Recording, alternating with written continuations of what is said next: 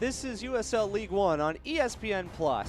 From Breeze Stevens Field, it's Forward Madison against Toronto FC2. It was Derby Day in Louisville, and tonight it's soccer night in Madison. Second game of the home season for Forward Madison. They take on the Road Warriors for Toronto FC2, who continue their long season opening road trip. No snow like we saw last week. Great weather. Should be a great night for soccer. And we have a couple of players to watch for you. First for the home team, the Panamanian international, Josiel Nunez, who this is an assist. He takes this free kick against Orlando City B. This is the game-winning goal that was put home by the defender, Sean Russell. He has been such an important part for Daryl Shore's team, and here's his goal, the first goal in Forward Madison history.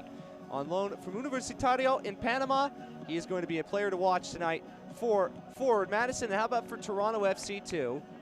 He is another one of the young guard for the visitors, only 18 years old, doesn't turn 19 until June. Luca Petrasso, here's his first goal of the year, also against Orlando City B. There's a lot of Orlando City B on the wrong end of this montage.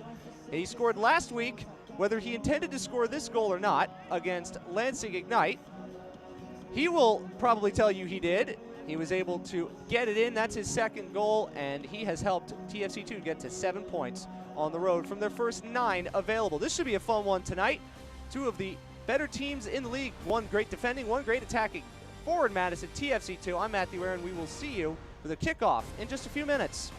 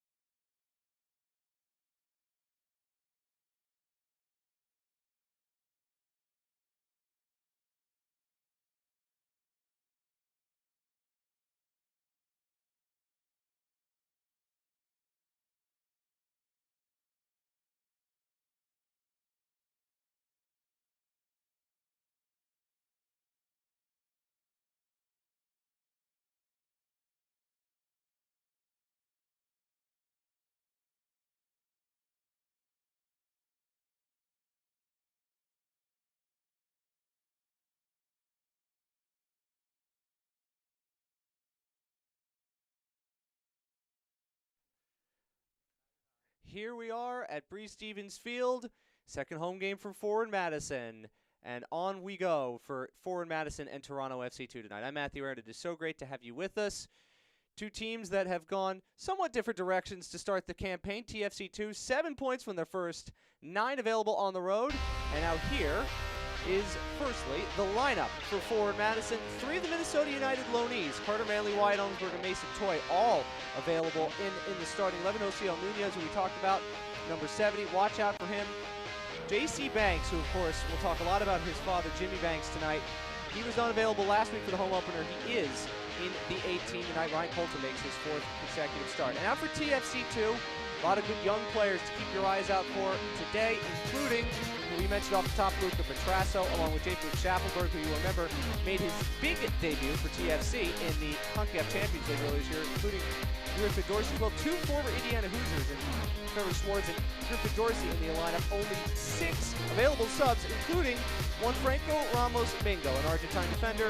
And no, he is not starting. Does TFC2 have any sense of occasion? I think not. Should be a very entertaining game between these two teams. Last year for TFC2, away from home in the championship, they only ended up playing to not 7 points out of possible, 9 points out of a possible. And here we are. Anyway, off we go as Petrasso tries to get to this. He couldn't cut over and retrieve it. And forward Madison begin their march. They are in their normal home kits all red away for TFC2. And here is Patrick Bunk Anderson, the Danish center back. And we'll try to play this, but he was pressured and knocked out for a throw. Forward Madison attacking a flock in this first half. So glad you are with us here from Breeze Stevens Field. 95 years old, now playing host to League One soccer. Will Toronto FC2 be able to get another game where they picked up points on the road? We tried to say that in the open, and we'll say it again. They had 9 road points all of last season in the championship. This is a team that won no more than 6 in USL Championship. In this level, they already have 7 points away from home, and they still have a couple of road games still to come before the start of the season. That was played long, and this is going to be headed back to looking for Ryan Coulter, but instead it will go out for a corner. A little bit of unsure defending there from Minnesota. Owen Wyatt Ohmsberg and Connor Tobin, who once played for Minnesota United. He's the captain, played and started every game this season. Petrasso and Swartz going over to take it for TFC2. There's only been 1 goal in TFC2 games in their first half. They've had 6 goals total in their games, and 5 of them come in the second half. This is going to be Swartz to take it with his left foot towards the penalty spot, and Coulter caught it and didn't have much effort to exude to get to that.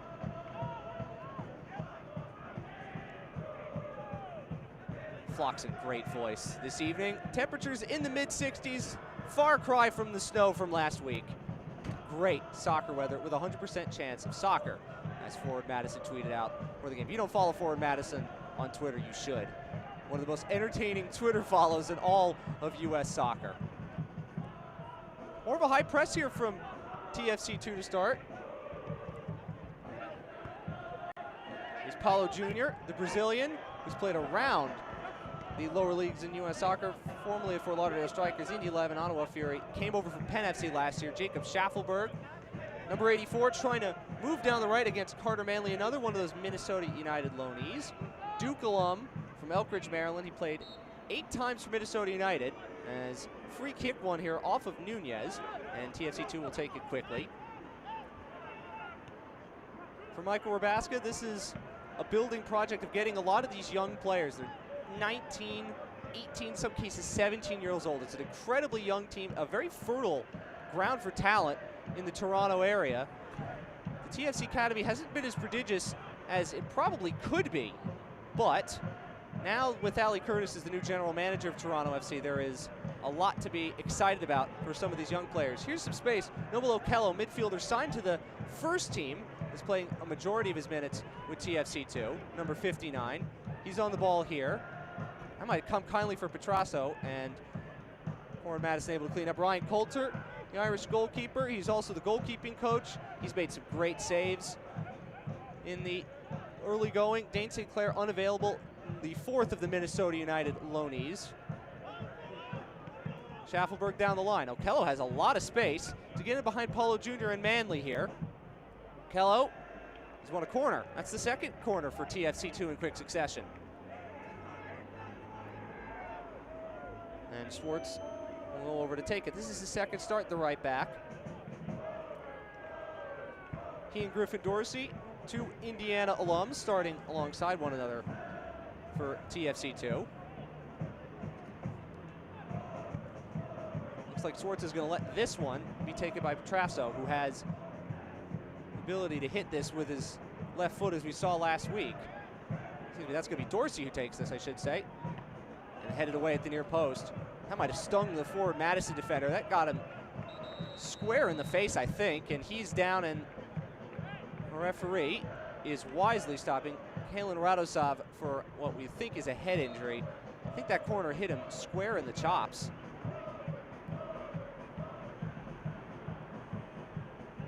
And they're going to look over. I think that's Tobin who took the worst of that.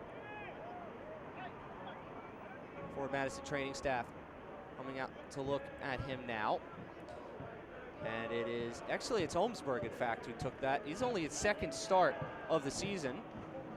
The alum of Dartmouth. It looks like he's going to be okay to continue. Was whipped in by Griffin Dorsey and might knocked the wind out of him, but hopefully he is all right. Looks it.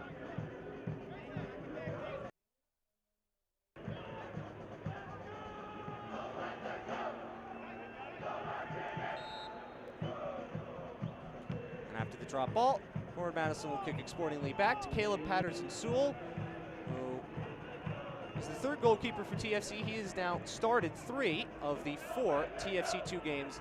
Very experienced keeper, formerly of the Jacksonville Armada. There are a couple former Jacksonville Armada players in this game. Good work by Nunez, their number 70, to win the ball back. And here is Jeff Michaud, came over from Miami FC, number 8. Again, much higher press from TFC2 as they try to build more of an attacking sense. Michael Rabasco was telling us earlier in the week he was really happy with the way his team was able to see out the game against Lansing, even though they had only 28% possession. Wasn't necessarily their best from an attacking sense. They've been decent defensively. They had some defending to do here. Mason Toy making a run towards this penalty spot. Chance to shoot. It's right into the feet of the TFC2 defenders. That was a promising looking attack, and that's going to be foul given against Eric Leonard, the midfielder. He's won it, actually, off of Okello. And it will be a forward Madison free kick. Nunez will take it along with Eric Leonard. Paladin, Illinois, played for Nerang SC out in the Gold Coast in Australia. That's semi-pro. Butler alum, but he's now going to go join everyone at the edge of the 18-yard box, and Nunez will take it. Sonner open. He served in the set piece that ended up giving them their winning goal against Orlando City B, and that's played to no one in particular and out for a goal kick for Caleb Patterson-Sewell. Teams away from home in USL League One this season are 7, 12, and 5. It's 12 losses, 5 draws. 2 of those wins belong, of course, to Toronto FC2. Very difficult to win in this league, especially where the travel is new. The familiarity is not there amongst a lot of the teams, but TFC2, they've had an extended preseason. A lot of these players trained with the big club during most of the preseason, and then they had a few more extra preseason games as well. They looked very good in that, and Michael Rabasca has said that his team picked that up starting into this new season, and that is a heavy touch and a goal kick. And easy for Ryan Coulter now to get himself into the game. He's made a couple of great saves already this season.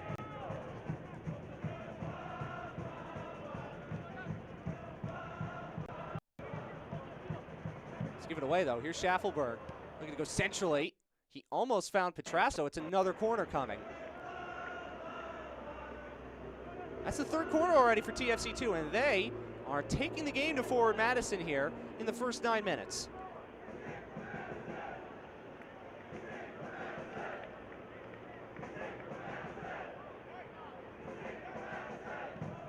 And the 2 Hoosiers, Swartz and Dorsey, stand over this. This time it'll be Dorsey to take this with his right foot. He's looking into the sun a little too. This is swung towards the penalty spot. It's off the top of the head of a forward Madison player, and that's going to be corner number 4. Forward Madison players certainly think that went off the head of Okello. Referee disagrees.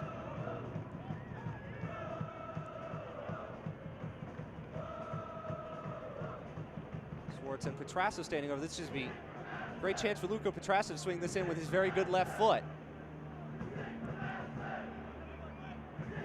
Hunk Anderson got his head to it. He didn't guide it anywhere, and it was a poor touch from him and hit it into touch, and forward Madison can clear their lines. Hunk Anderson was a 3rd-round Super Draft pick in the past Super Draft, 4 years at Clemson. Manley to throw this in.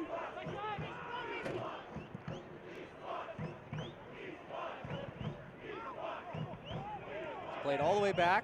Anderson just got that away there from Mason Toy, the generated Adidas forward. Another Indiana Hoosier, the third of them in this game today.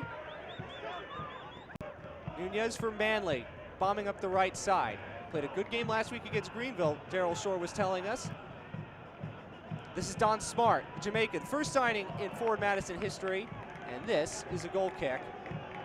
Wasn't a great cross by Don Smart. The flock certainly thought that went off of a visiting defender's legs. It did not. A lot of the defending for Forward Madison this season has impressed Dale Shore. He's liked the way they've been organized. They've made some changes to the back four now that they have Manley and Olmsburg back in the group, along with number 22 Carl Schneider, the only Madison native on this team, as well as Connor Tobin, who spent the last 5 seasons with North Carolina FC before making his way here. First club captain, as Okello tries to play that on. It's away by Schwartz. Monk Anderson, he have some work to do. Cleared up towards Schaffelberg. He had a lot for Adolfo Ovaje to do. He ran into Leonard, and he's given it away while he was prone on the deck. Paulo Jr. trying to shape up on his left foot. Good defending there from Dante Campbell, who was playing on the back line. But Paulo Jr. still. The cross is over the head of Nunez, and Bunk Anderson calmly heads it back to Campbell, who's from Etobicoke. That's another part of the GTA. A lot of GTA kids. His team and the flag's gone up. This is offside Junior. He didn't come back to reestablish himself in an onside position. 13th minute, we apologize for some of the technical difficulties. Forward Madison 0, Toronto FC 2-0. Matthew Aaron, thank you so much for being with us. The second home game, much warmer than the first home game was for Forward Madison. About a 30-degree difference, bright sunshine, and no snow. There's Caleb Patterson-Sewell, American-Australian goalkeeper. Came over last year to Toronto FC, and he's getting in his minutes with TFC2. There's Manley. Down the line, that's a good ball from Don Smart. This is Michaud. Michaud, decent looking cutback. Ovalle was there defending. Kept alive by Olmsburg. Jordan Peruzza thought that was a foul, and Smart and Michaud were not on the same page. Good thumbs up from Michaud. As Caleb Patterson-Sewell can start Toronto FC on their way. Not a lot to speak of here in the early going. As we've seen a little bit in the past, TFC2 do end up controlling the ball. They've had about 62% of the possession thus far. Here's Coulter. Both teams still not quite where they want to be in attack. Of course, as you start a season, and for Forward Madison, this is their 5th game. For TFC2, it is their 4th game. Defending comes before attacking, and so it takes more time to tie those attacking principles. Mason Toy's onside. He was working against Bunk Anderson. Now it's behind Michaud. Manley dispossesses Schaffelberg. Centrally is Nunez. He has space. Tried to square that for Toy. Defending again from the TFC2 back line, Julian Dunn, number 52, has now 25 TFC2 appearances to his name last year. And this, another one of the TFC2 players that signed to the first team.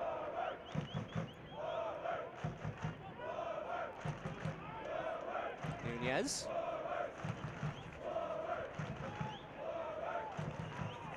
Operating the deepest of the midfields. Looks like a 4-3-3 for Forward Madison, more of a 4-1-4-1 for TFC2, which you saw a lot under Greg Vanny in years past. TFC2 trying to further integrate in terms of playing styles and the way they want to apply what they do going forward. And with the way that Toronto FC is attacking this season, with Pozuelo and when the healthy Josie Altidore is available, that's one of the better attacking teams.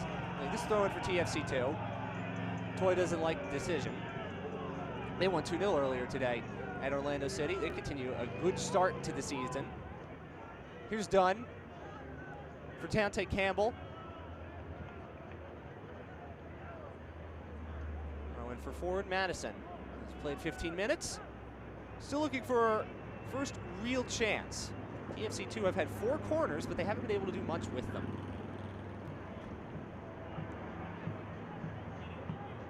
Stevens Field, 90-plus years of history. Jesse Owens ran track here. Satchel Paige played baseball here. Multiple good Wisconsin Badgers soccer teams also played here too. Now it hosts Forward Madison. Maintaining that history of the venue while also modernizing it for the new age, and it is a beautiful facility. And it's going to be full most every week. Done with a good challenge there. Paolo Jr. was trying to push that forward. Paolo Jr. has been around the lower leagues in U.S. soccer. He's played and started in every game. Petrasso, whose brother Michael, once of the TFC Academy, once of Queen's Park Rangers in the Montreal Impact, started today for Valor FC in the Canadian Premier League. This is a really good time to be a Canadian soccer fan. There's a lot of optimism. Canadian Premier League starting up. A lot of these young, talented players for all of the MLS clubs are starting to blossom in many ways. We've got a great Gold Cup to look forward to with so many good attacking players.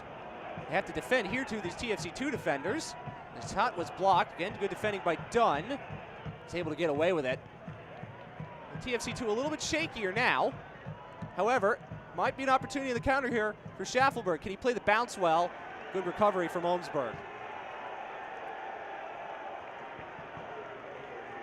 So many of these young players have designs of one day being full Canadian internationals, and they also have hopes to be part, perhaps, of the World Cup that will be coming. All of North America, only 7 years from now. I can't believe it's that soon already. 2026 seems like it's so far away, but it isn't.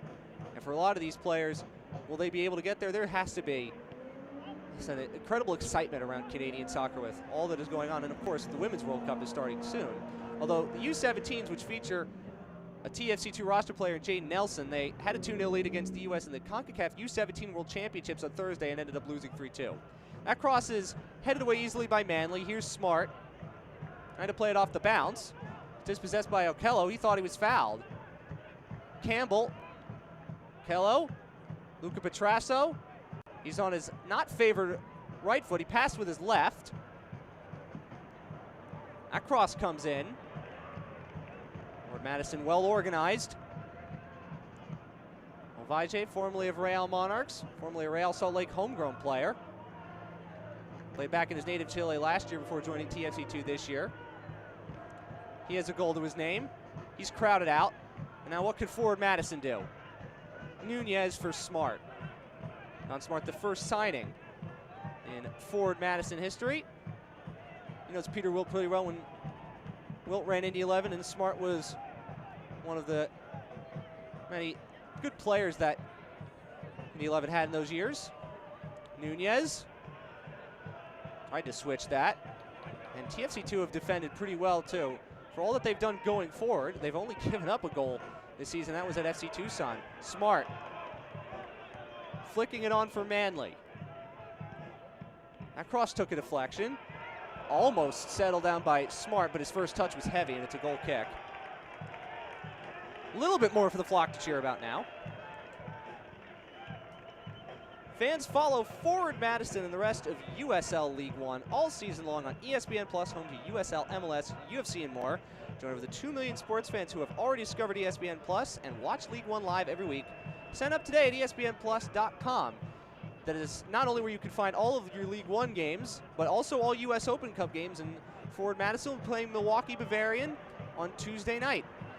The U.S. Open Cup is going to have every game this year on ESPN Plus, and we cannot wait to bring that to you as well.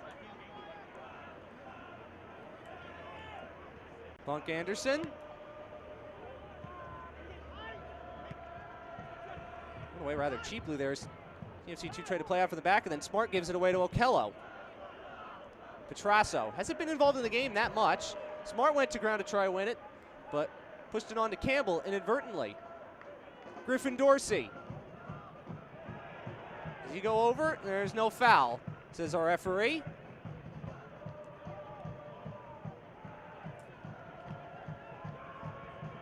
Both teams looking for that decisive attack. We haven't seen it yet.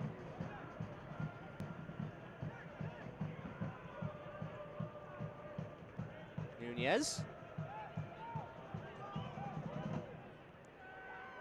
Not often in this league you're going to get somebody like Nunez who has 14 caps for Panama to his name and 2 goals.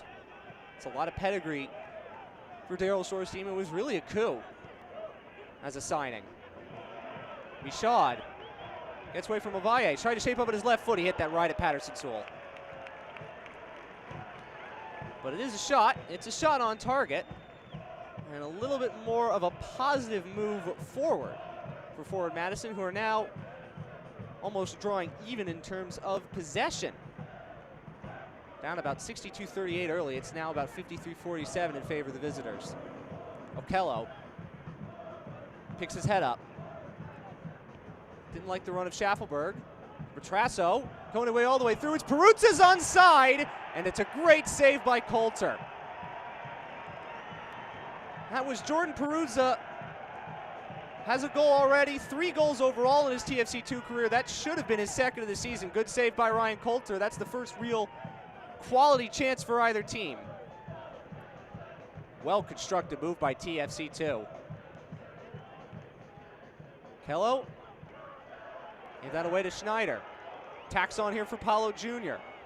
Has some space to run into and options available. He goes for goal and blasts it into the flock. Ambitious from that sort of range.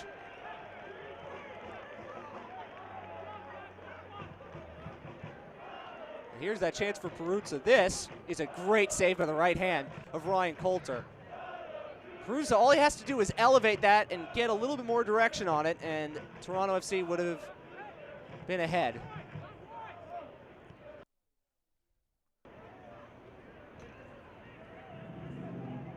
Peruzza, only 18 years old. So many of these players for TFC2, the oldest is Patterson-Sewell, the goalkeeper. They're without a couple of interesting players today. Tsubasa Endo was not in the team. Serbal, even younger, only 17 years old, not in the 18 as well. So many good young players that Toronto FC are producing. Now it's a matter of, can they transition them from great academy players, great youth internationals, and a lot of them have played for Canada's U17, U20 teams. Can they become now full TFC players? Here's Okello, one of those that has signed a first-team contract with Toronto FC. Swartz, left-footed cross towards the penalty spot. And there's going to be a push in the midst of all that.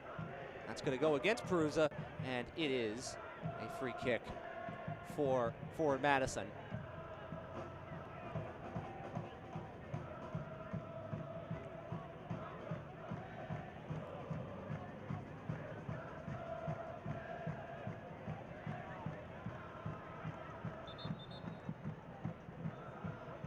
And Coulter's going to have to take that again.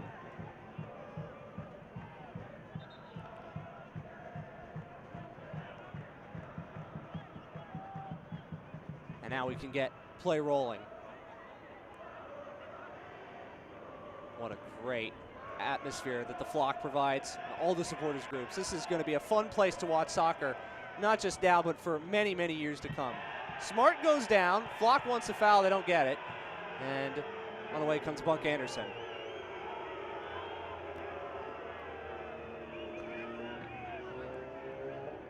Swartz. Back towards Ovalle. He was crowded out. Smart almost won it back. Kello held up play well. And finds Campbell for Petrasso.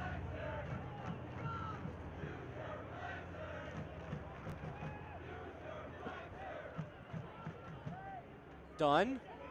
Trying to push forward. Stepping out from the back, gave it away. Hasn't been a lot of touches thus far for Mason Toye. And he loses out there to Peruzza. Kello charging ahead. Again, didn't pick out the run of Schaffelberg. Goes central for Peruzza. Peruzza. Now it's blocked. Holmesburg got in the way.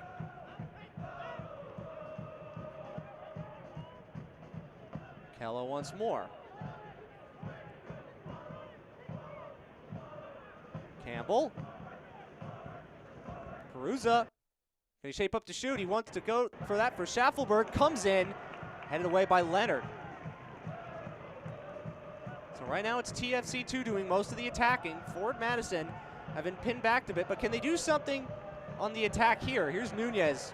Good turn to get away from pressure. Smart.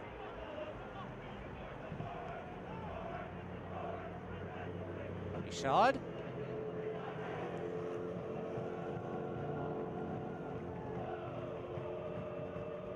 That's a poor touch by Paulo Jr., and it goes out for a TFC2 throw. They'll probably be the happier of the two teams through the first 26 minutes. But outside of that Perusa chance, they haven't generated a ton. Madison have had a couple of quarter chances at best. This is a team that is still looking to find its attacking feet, so to speak.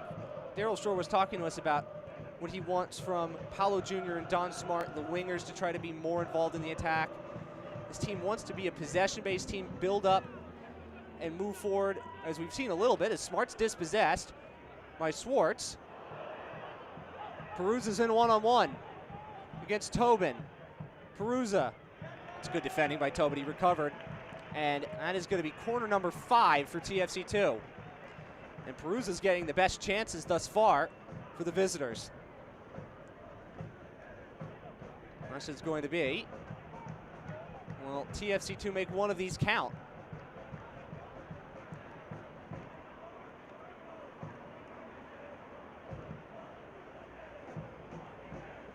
Another chance for Griffin Dorsey to swing in some good service with his right foot.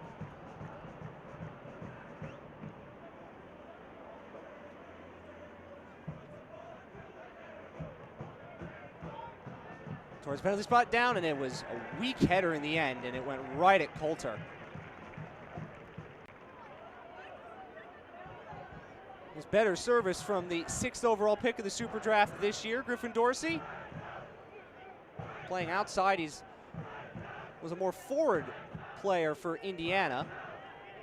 He's very capable of playing on the outside, at the wing or at right fullback, and that's where he is today. You can see him further forward now.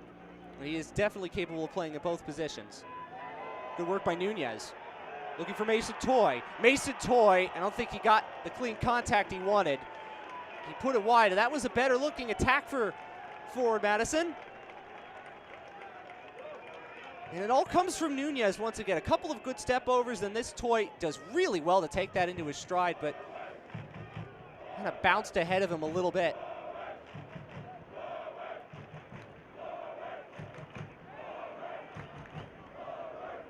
29th minute, no goals, couple of chances here and there for both teams. Toronto FC2, if they were to win today, would match and better their points total on the road from all of last season. Down the line, O'Kello looking for Schaffelberg. Can he get to the outside of Manley? He does, but Manley recovers well. Good defending there by Carter Manley. Had a very good game last week. Leonard has to put this out for a TFC2 throw. That relationship with forward Madison and Minnesota United goes deeper than just the loanees. And Swartz will throw this in. There's a lot of connections for the fan groups we've seen. It's a good relationship between them. They're going to have a friendly against one another later in the year as Swartz moves forward. Swartz's cross is be rolled harmlessly into the waiting arms of Ryan Coulter.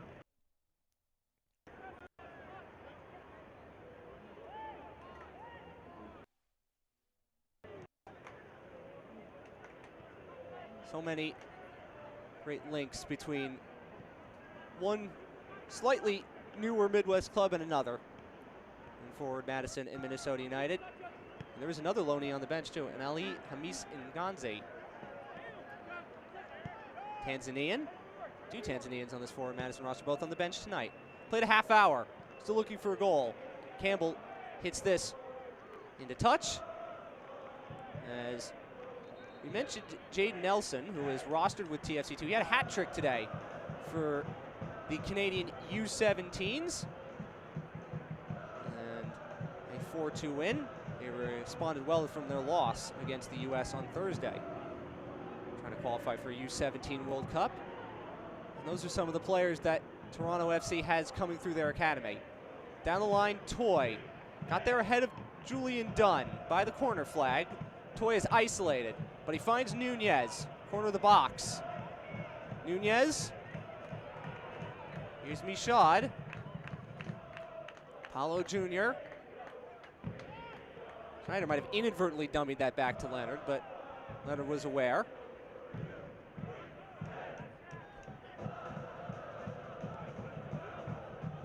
Leonard under pressure from Bavaje.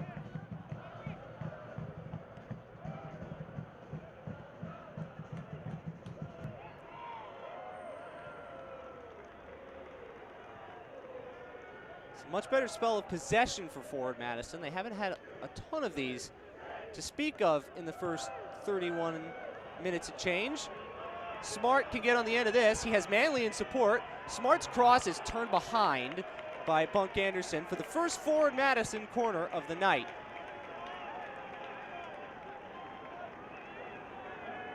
Perhaps Smart could have got to Manley, who might have had a better cross. The inflatable Flamingos join Smart and Michaud for the corner. Manley. Cross is close to Patterson-Sewell, and he is able to claim it. Interesting idea from the corner. Get a angle on it. With a good right foot of Carter Manley, but veteran experienced goalkeeping from Kalen Patterson-Sewell.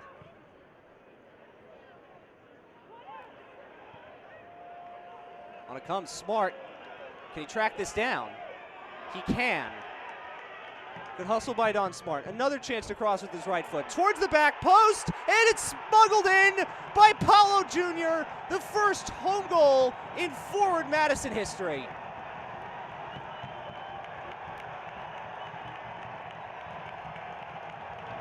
In some ways, it's against the run of play, but Paulo Jr. doesn't mind. Don't think he got much clean contact on that at all. It's his first goal of the season and the first at Breeze Stevens Field of many for the Flamingos. And this was all about Don Smart with the hustle, elevated across the back post. Patterson-Sewell couldn't get to it, and he needs to do better there at his near post. He probably needs to save that. Paulo Jr. gets the first home goal. 4 goals last year with Penn FC.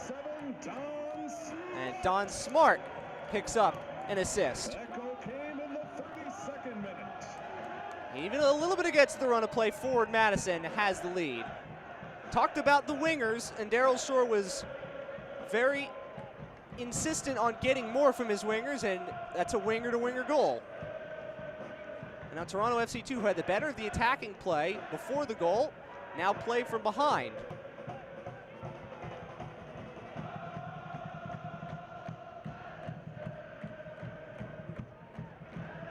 Swartz needs support.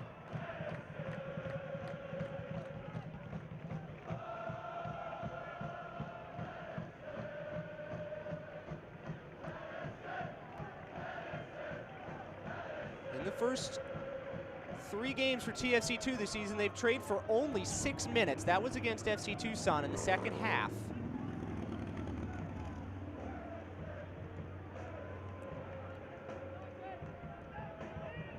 How does this team play from behind? How do they deal with some of the adversity that they're facing? They haven't faced a lot of it. Nunez stepped over the ball and slipped. A lot of chance for Campbell to recover. This is done. Luca Petrasso. He wins the throw, but he's been very quiet tonight. And that's a credit to what Daryl Shore and forward Madison have done in terms of defending him and making sure that he is in positions where he cannot succeed. Bavaje gives that away rather cheaply, but he's able to corral the loose ball. Perusa. Griffin Dorsey switching to this left side now. Perusa hits that poorly and into the stands.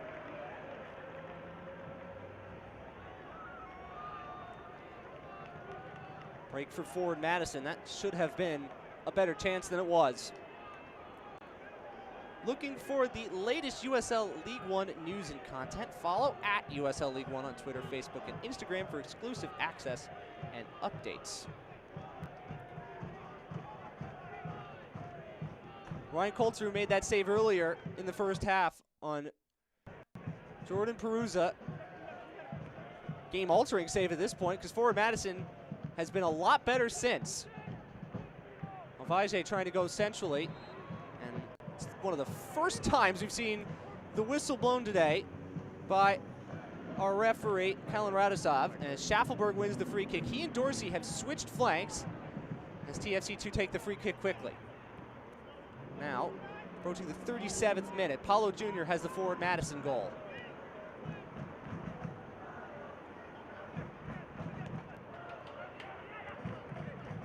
And Paulo Jr.'s name is being sung by the flock. Good close control from Bunk Anderson, who's under pressure from Smart and Toy. Ovaje. Earl Schneider got in the way of that. Here is the goal scorer now. Running at Campbell. Bringing it back for Nunez.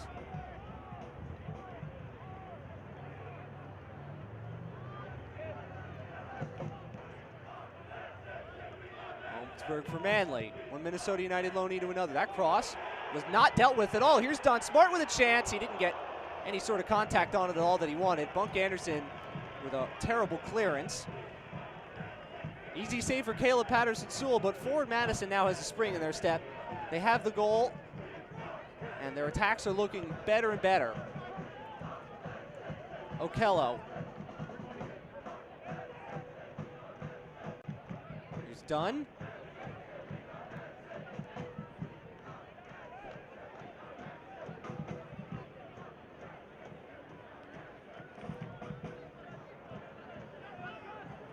Swartz trying to spin away from Smart. There's a throw out of it. And this is that chance from just a second ago, and it's Bunk Anderson who does not deal with that well at all, and Smart hits it into the turf.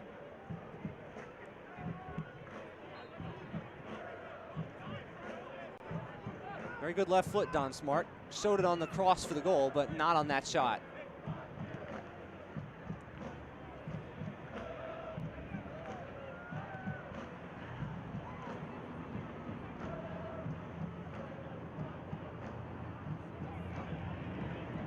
Given away, forward Madison moving up forward again on the counter.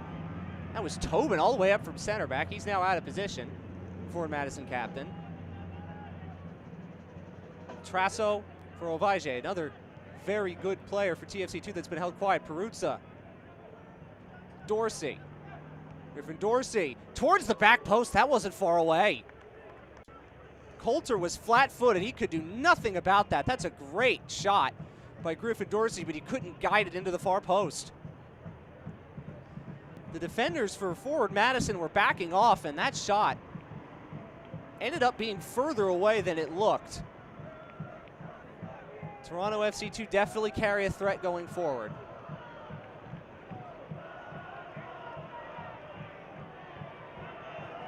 Paulo Jr. against Campbell, and it's going to be a TFC2 throw. The flock once again not happy.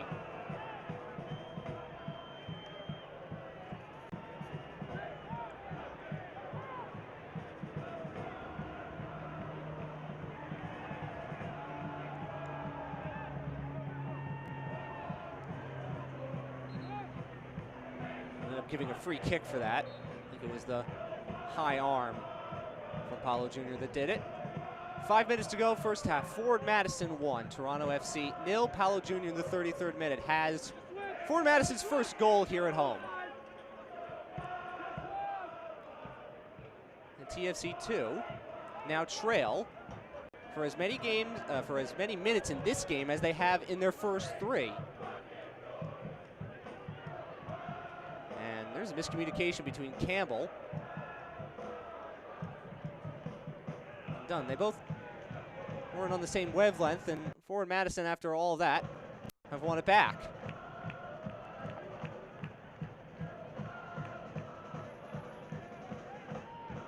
Leonard closed down by Okello. Nunez. Here's Manley. He's been very active on the right, and that's something that Daryl Shore and Adrian Heath will be excited about.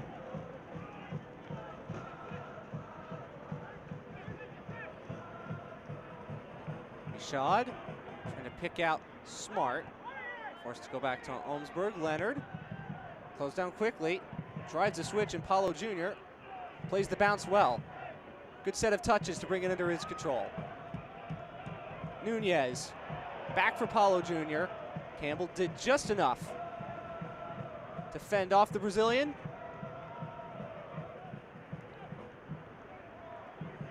Vajay for Okello. TFC2 not attacking in the same way that they did when this game was 0-0. Forward Madison pressing a little bit higher, showing a little bit more adventure, and TFC2 rattled a bit. These are very young players, and these are difficult environments. This might be the most difficult environment in League One to play in. Here's Petrasso. If TFC2 want to get back in this game, he desperately needs to be on the ball. He's not on the same page, though, with Griffin Dorsey. The throw-in will belong to the home team.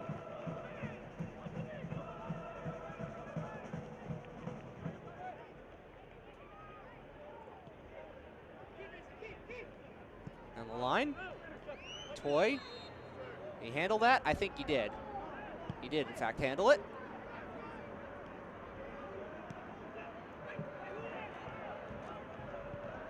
Done. Schaffelberg. Trying to cut across a couple, and he does. Great skill, Jacob Schaffelberg. Jacob Schaffelberg, 1-1. Brilliant goal by Jacob Schaffelberg. Did it all himself to level matters.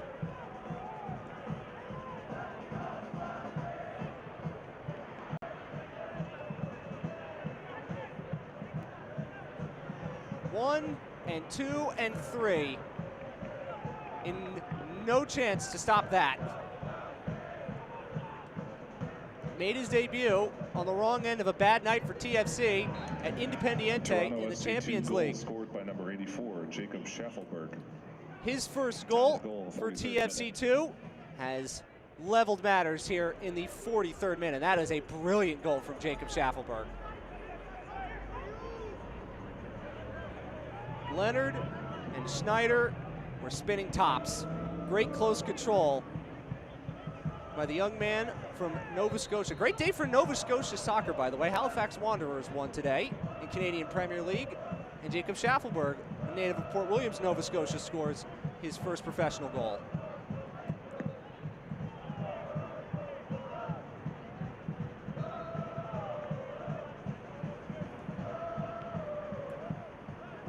So it's about 10 minutes for TFC2 trailing before they responded. Here's Griffin Dorsey. Great touch from Peruzza. Dorsey can't quite get there, but the danger's not yet passed.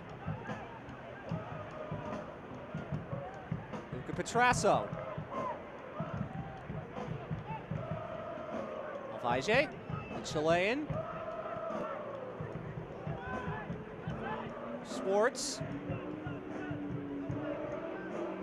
Dorsey against Manley. And now this looked more like the TFC2 team we saw at the start of the game. Much more confident possession. Bunk Anderson's long switch. It's too long, and Coulter's off his line to claim it.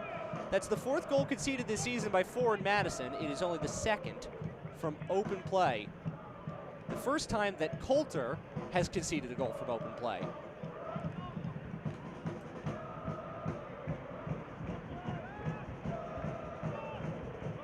Shouldn't have too much stoppage time here in what has been a slow starting but an entertaining first half. We've seen good soccer, good goals from both teams. TFC2 trying to keep their perfect record attack. Forward Madison trying to get their first win at home. Paulo Jr. now. Mishad. Smart, Manley overlapping.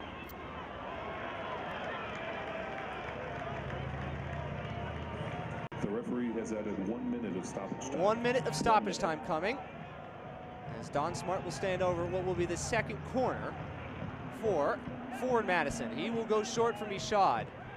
Back to Manley for that similar kind of angle cross, and that's a two-fisted punch by Patterson Sewell. Ovaje. Swartz just launches it long. There is no one in red that's going to get there. Schneider is back ahead of Dorsey. And Coulter goes long himself. Petrasso plays it off the bounce. Smart intercepts. Couldn't do much with it. Paulo Jr. in the 33rd minute. Jacob Schaffelberg in the 43rd minute. Have the goals. First goal scored at Bree Stevens Field for Forward Madison. Paulo Jr. Jacob Schaffelberg scores the first goal for a visitor at Breeze Stevens Field. We've had the 1 minute. Forward Madison will be allowed to have this last attack until Okello gave it away, and it's played in behind. There will not be enough time to take the corner, and that is halftime. And one where Forward Madison took the lead through Paulo Jr. in the 33rd minute. Jacob Schaffelberg, 10 minutes later, answered with a beautiful solo effort for his first goal. And we are going to head to break. We will be back with halftime and much more here on ESPN Plus at Bree Stevens Field after 45 minutes. Forward Madison 1, Toronto FC 2-1.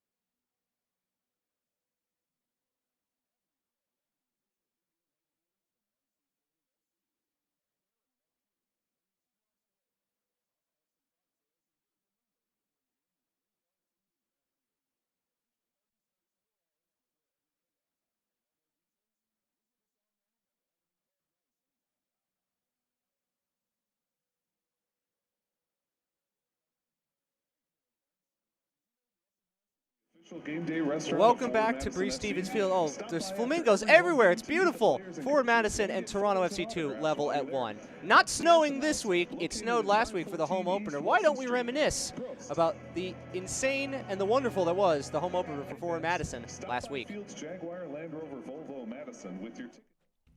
It is a day that Forward Madison fans are never going to forget because it snowed at the day of the home opener. You can even see the leaves in the background. They weren't even prepared for the weather that came in. About 3 inches of snow fell, completely coated the pitch, but it didn't stop the Forward Madison fans. The flock, everyone made their way out to Bree Stevens Field. They partied in the snow. It was a sellout crowd. It was the second scoreless draw in League One last weekend. They brought out the snowplows. What month was it again? It is April, well, the end of April at that time, not January, as it sort of seems, but it can always snow in Madison in April.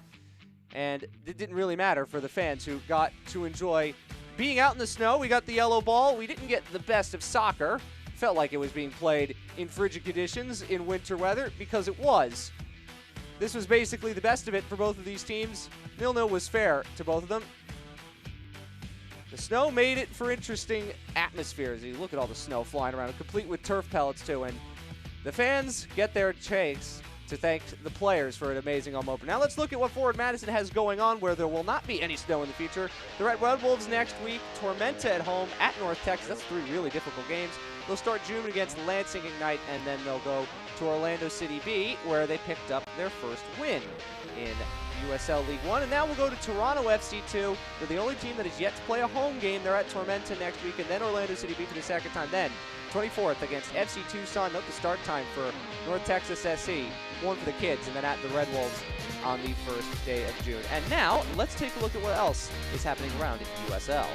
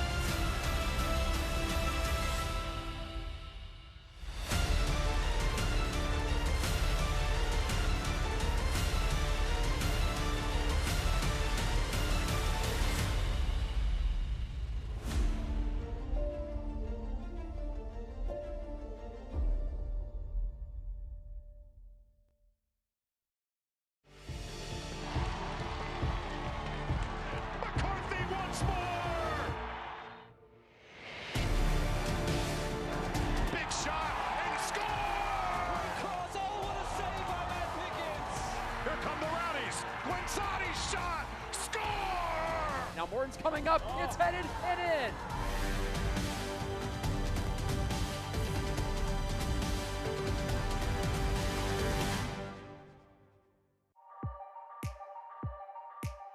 Nodded back in, Sandoval is there, so is Hamilton, loose in front, it's Frater! What a hit! New Mexico equalized in the dying moments, it's a hat-trick for Frater! Unbelievable at the lab! Juan Pablo Capa with a direct free kick, chips it, a goal! The equalizer for the captain! Lomas in, Lomas! And how about North Carolina FC? Lomas with his 6th goal of the season. Back to the goal scorer. Barnby will try again! And another! That is absolutely world class. That is much harder than it looks to do. Didi Traore, oh my goodness, what a run. Didi Traore crosses, Didi Traore! It is a work of magnificence. We are back on the halftime show for Madison 1, Toronto FC 2-1. New team to be welcomed to USL League One. They're going to Omaha. That is courtesy of the league. CEO Gary Green announcing that there'll be Team 13 joining next year, along with Penn FC and the Rochester Rhinos. We cannot wait to see USL in Nebraska starting in 2020. And now on to some more news and notes. USL Academy Cup programs will be competing by age group for the USL Academy Cup. That's everybody. Championship League One and the last. North Texas SC, unbeaten all at home. Toronto FC 2, 2-0-1 on the season. Still haven't lost. Still a long way to go for those two teams as they try to maintain that unblemished record. As we now look at the team of the week from last week. Luca Petrasso, of course, was on there. And so too was Fito Orvaje on both wings. And Sean Russell, who did not make the 18 tonight for Forward Madison, was in the team of the week as well. And now to the USL League One scoreboard. Of course, FC Tucson beat Lansing tonight earlier this week, 0-0 tonight. We have scores from Greenville and North Texas. Richmond Kickers and Lansing Ignite. And Richmond and Lansing, we believe it's 2-2. I think North Texas is beating Greenville by a goal to 0. North Texas and Orlando City Beal will be playing next Saturday. Forward Madison at Chattanooga Red Wolves. Lansing hosting Greenville Triumph. Richmond hosting FC Tucson. That is coming up next week. So much to look forward to. And unfortunately, we're still all mourning the loss in U.S. soccer for Jimmy Banks, the father of J.C. Banks. Jimmy was a member of the 1990 FIFA World Cup team, played at UW Milwaukee, played in the Indoor Soccer Association with the Milwaukee Wave. He was the greatest example of a quiet leader, John Harkes. His former teammate on that 90 team and the head coach of Greenville Triumph told us it's a major loss for all of us around U.S. soccer, all of us around USL, for one of the greats from Wisconsin to make it to a World Cup at the highest level. And we will be back with the second half from Madison in just a moment.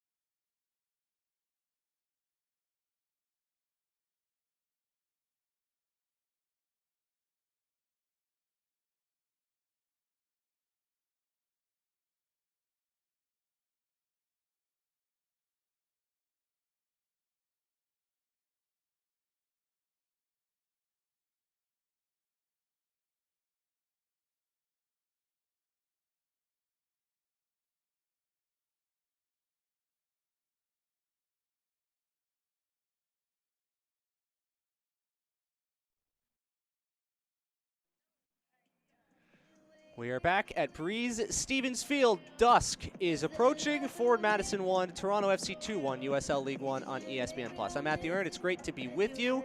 Been an entertaining first 45 minutes for these two teams. Forward Madison looking for their first home win. Toronto FC 2 looking to continue to be perfect on the season and away from home. Let's look at some of the highlights from that first half. There are some highlights we want to show. Of course, this is the goal for Forward Madison. Don Smart with great hustle to keep this in, and this cross is a tricky one because none of the defenders can get to it, but this shouldn't really get in. Caleb Patterson-Sewell near post. Good hustle from Smart, as we say, able to track this down, and he hits this really, really well. Patterson-Sewell can't go anywhere, and it's Paolo Jr. on the back post for the first goal at home for Forward Madison. He gets the love from the flock. They attacked the flock in the first half, and this is an opportunity for Forward Madison that came not too long after. And Patrick Monk-Anderson, not the most confident defending, and here he is again. And Don Smart hit that into the turf right at Caleb Patterson-Sewell. And then here's Jacob Schaffelberg, Nova Scotia's finest, with a fine goal. Great solo effort from the man from Port Williams at Nova Scotia. This is an incredible solo effort.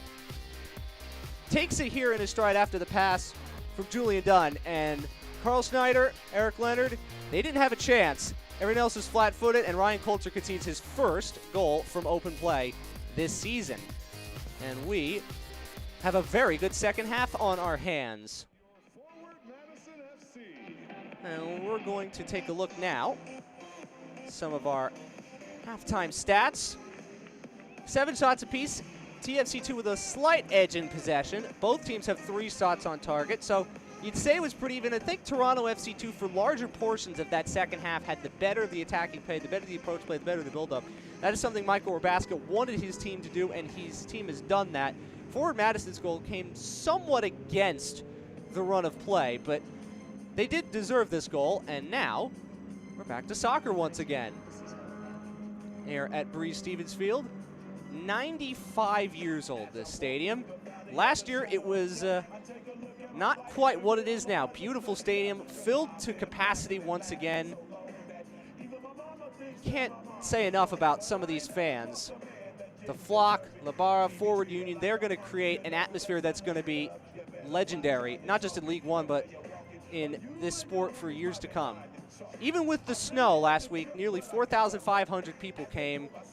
Mason Toy told Pro Soccer USA the atmosphere was great. The fans were great. Sold-out crowd is really intense. I'm super happy about the turnout, and I'm hoping it's going to be like this all year. And with the better weather, very hard to find many open seats around Breeze Stevens Field. The lights are on, and the capper to this USL League One week is not too far away. The teams will switch ends. Toronto FC2 will now be going at the hostile Flock, and Forward Madison will be attacking where home plate used to be when this stadium was baseball stadium. And a great atmosphere last week. Great for Peter Wilt, who's a Wisconsin native. He ran the Milwaukee Wave, who we just talked about. Coming home for some of these players is a thrill unlike any other, and Forward Madison has a chance to really capture a lot of the momentum for the sport in this state. Off we go for the second half. To our knowledge, no changes made by either side. Ryan Coulter made a couple of saves, including a very good one on Jordan Perusa early in the first half before the goals came. That was the first time that Coulter conceded from open play this season. The other 2 goals he conceded were penalties. Mason Toy from the Minnesota United Loanees, formerly of Indiana, holding it up there. Paulo Jr. looking for his second. He goes down in a challenge. It's going to go against the Brazilian. Got tied up with Dante Campbell. Campbell in his 4th game and 4th start, and he is in some distress at the edge of the D.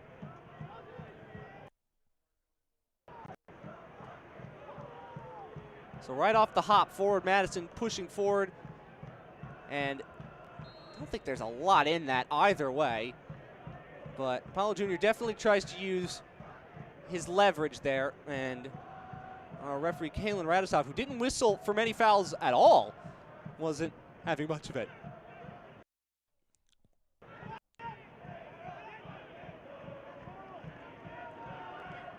Hollow Jr. gives that away to Campbell. And now Dunn. Potentially Ovalle, the Chilean, formerly of Real Salt Lake. Rangers de Talca is where he played last year.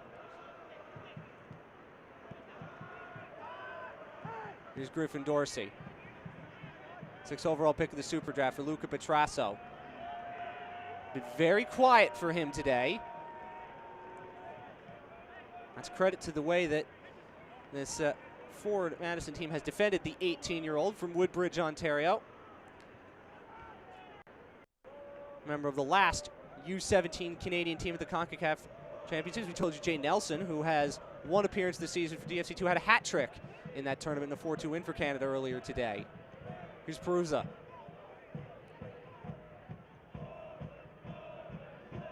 Goal scorer now. Jacob Schaffelberg gets the cross in on the deck, speared away.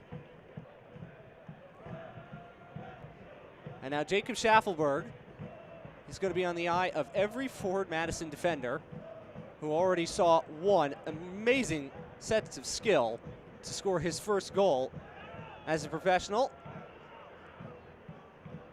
So many options, it seems, that this TFC2 team has in attack, and they responded well after trailing. They had better approach play.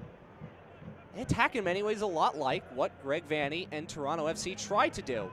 And that's exactly what Michael Rabaska and the setup at TFC want. They want that cohesive identity from top to bottom. It's been hard to build over the first couple of years of TFC2's existence, but a lot better this year. Don, that was a poor switch. He wanted to find Swartz, and Smart ushers it out.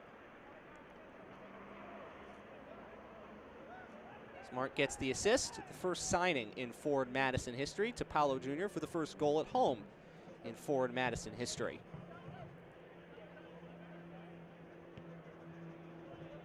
This is Connor Tobin. He talked about last week being one of the best atmospheres he's ever played in. That's chipped on. Smart trying to get there ahead of Bunk Anderson, who calmly heads it back to Patterson Sewell. It's been some ups and downs for the Danish defender, the former Clemson Tiger. Better defending there.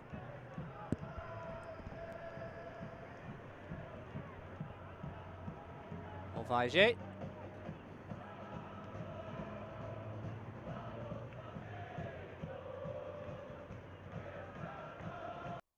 It's Okello.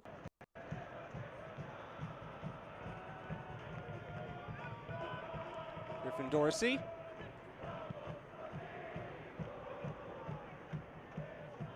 Kello with Schaffelberg. He was given a lot of space on that first goal. I doubt that's going to happen again. Every time he gets the ball on the left side. Picked up here by Campbell. Campbell almost found Perusa. And Leonard has to get rid. Smart trying to hold the ball up, and he's dispossessed. Schaffelberg has kept this in. Dante Campbell. Petrasso, left foot, he didn't hit that well at all. And he hit it into the flock once again. Not been quite the kind of game that Luca Petrasso would hope for. With young players, the ups and downs are going to come quite often. It's going to be no surprise that Michael Rabaska told us you don't know what you necessarily going to get, not just day to day, but week to week with these young players, because they are so young. So many of them are still teenagers, but you can see what they're capable of at their best. And it's taking that potential and turning it into consistency, and that is what Toronto FC2 is trying to do. How many of these players have designs of one day getting a senior cap for Canada? How many of them have designs on being an integral part of Toronto FC going forward? All of them do. And based on some of the skill we've seen from some of these players tonight, Petrasso, Schaffelberg, Perusa, Okello has been very good and composed on the ball. A lot of these players have a chance. Such a talent-rich area, the GTA, that there's bound to be a couple that will come through. Campbell goes long, trying to find Okello. Carter Manley defends and watches it roll out for a goal kick.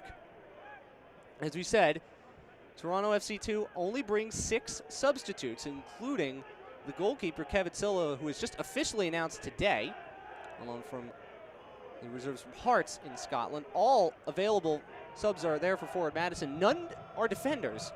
All midfielders are forward, including J.C. Banks. And everybody in U.S. soccer is mourning the loss of Jimmy Banks. The funeral will be tomorrow. Everybody from Forward Madison will be heading to Milwaukee for that. And Banks, who played so well in the first 3 games for Forward Madison, he was unavailable last week for the home opener for obvious reasons. Well, perhaps we will see him tonight off the bench.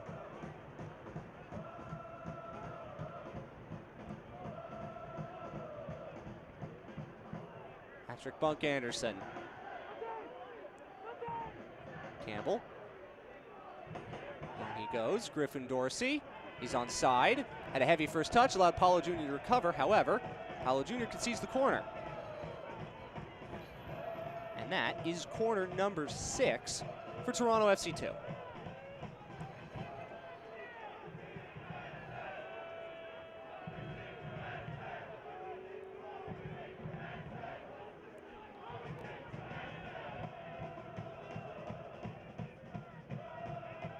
Dorsey and Swartz go over. And it's going to be Swartz to take this. Looks like with his left foot. Hitting it towards the back post. Headed on by Schneider and out for corner number 7.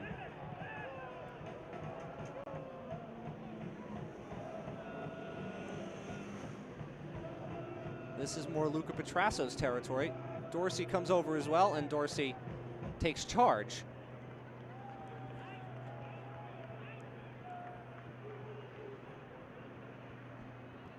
Dorsey lofts this one up towards the back post. Swartz tried to get to it.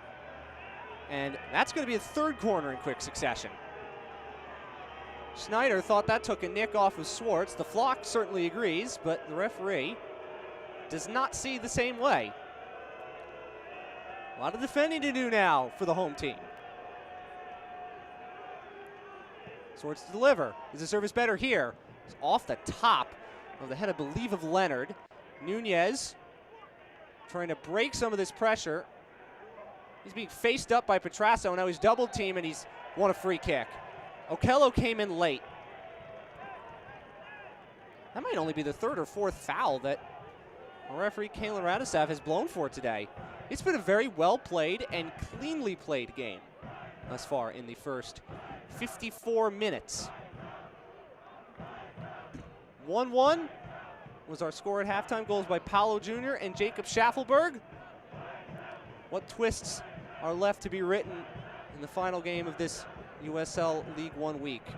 Will Toronto FC2 come out of here with an unblemished record, where Forward Madison pick up their first home win in the existence of the club?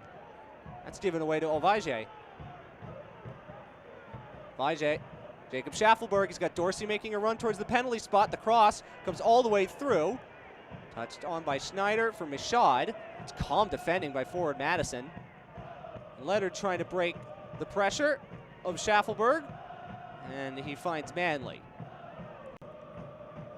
Michaud, the former Miami FC player. Carl Schneider, the only Madison native on this team. Nunez, Mason Toy is offside. Select is the official ball supplier of USL League One and many of the finest leagues in the world. Since 1947, Select has been the leader in soccer ball quality and innovation. For the latest Select products and special offers, please visit selectsportamerica.com.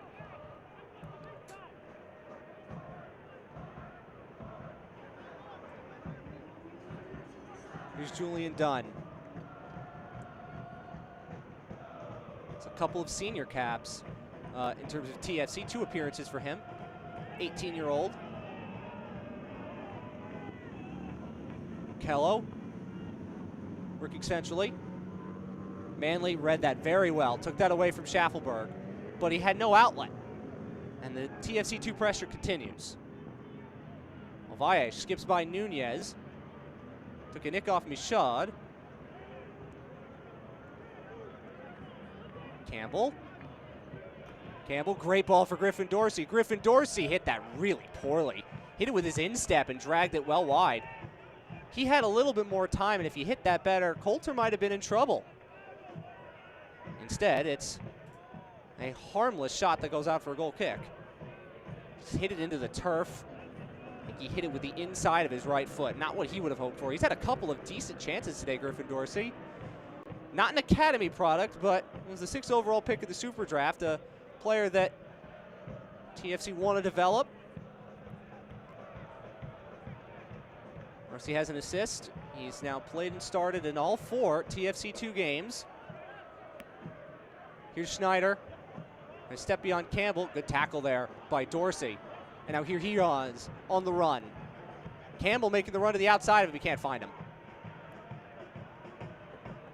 That was the pressure from Schneider and Tobin that created the turnover. Carter Manley. Don Smart.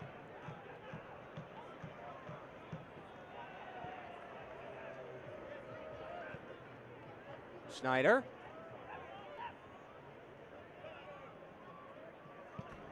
Nunez. He showed wasn't quite looking for it. Smart. Can he get to this? He does. The cross is turned behind by Swartz for a corner. That little extra burst from Don Smart wins the 4th corner of the evening for Forward Madison. And Smart will come over to take it.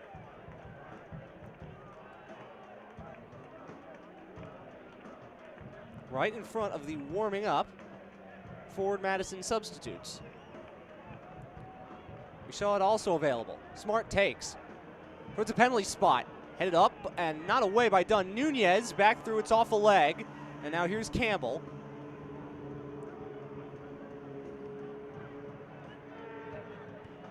Good sliding tackle there from Schneider.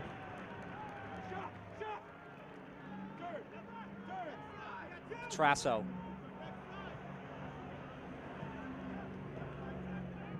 Gathers that in really well with his first touch. Ovaje trying to step away from a couple. Bunk Anderson.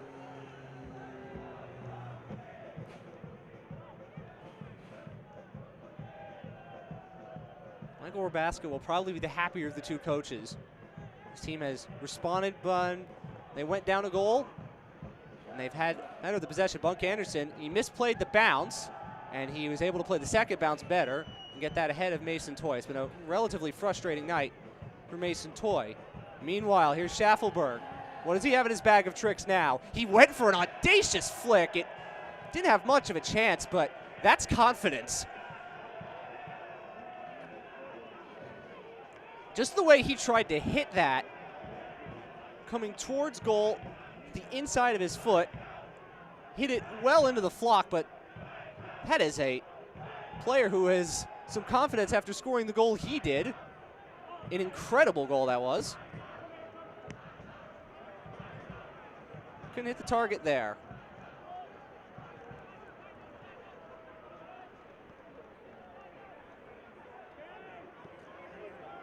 Leonard at the edge of the center circle.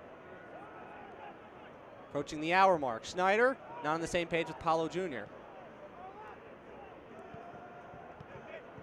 Schaffelberg ran into Schneider. The final 2 meetings for these 2 teams this season, in the regular season that is, will be at Lamport. Their next will be June the 28th, and they'll also meet July the 31st. And Toronto FC waiting for their first home game, and they will have it sooner rather than later. Smart trying to get between a couple of defenders. He does, and Punk Anderson gets back just in time. But however, Swartz was fouled in the midst of all that by Smart's free kick. Looked like there was more than a healthy push by Smart to try to gain some leverage, and the referee agrees. First time that Forward Madison this season have scored first in a game. The goals in games involving these 2 teams are all basically second half markers. TFC2 comfortable playing out from the back there, although Manley's able to support. This is Smart. Josiel Nunez gets it back. Leonard tried to shape up to shoot. He was closed down by Campbell. Now Petrasso picks his head up. Goes down the line. Can Schaffelberg get there? He can. Great pace by Jacob Schaffelberg. Trying to get around Schneider. He kept that in. It's a corner off of Tobin. That's Jacob Schaffelberg, who, once again, has the skill with his feet, but there he showed that he has an extra gear too, just blew by Carl Schneider.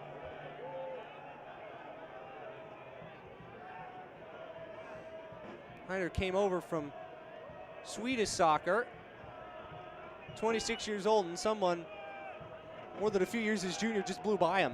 Petrasso's corner. Towards the edge of the 6-yard box, up by Leonard.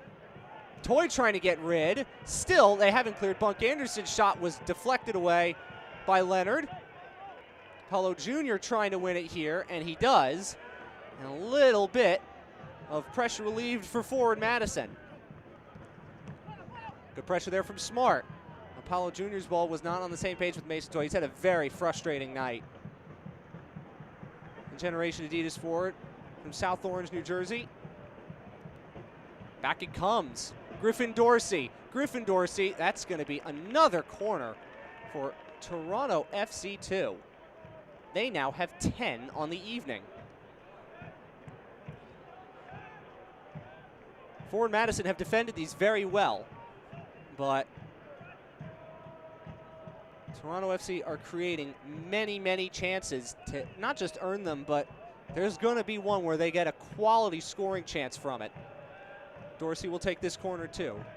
Run in front of some of the TFC2 substitutes. Dorsey swung that in low. I think he wanted a flick from Perusa, but it wasn't on. Dorsey will try his luck again. Dorsey to the byline. Is that going to be corner number 11? No, it's goal kick.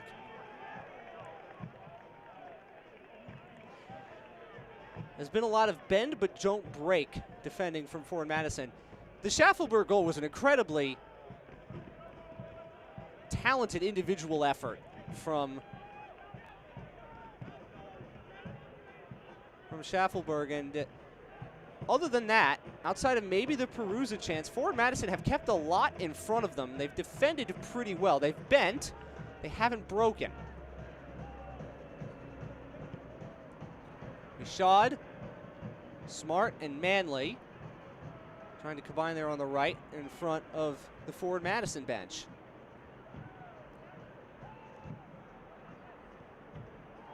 Both teams have all 3 substitutions available. A lot of attacking options for both teams. In fact, there's only one defensive substitute amongst the 2 squads. Goes Toy. Can he get there ahead of Patterson Sewell? No, he can't. It's the right idea. Good service in from the right side. Good goalkeeping from Caleb Patterson Sewell.